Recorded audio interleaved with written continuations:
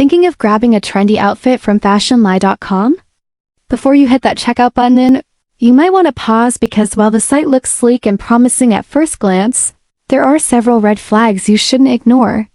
Fashionly.com advertises a wide variety of women's fashion items like dresses, tops, jackets, and pants, often at prices that seem a little too good to be true. But a closer inspection raises some serious concerns. First off, many of the product images appear to be lifted from other websites, which is a common tactic used by dropshippers or scam stores to appear more legitimate than they actually are.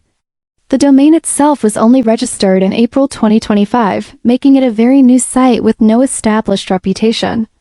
There's also a troubling lack of transparency. There's no information about who owns or operates the store, no physical business address, and no signs of real customer service.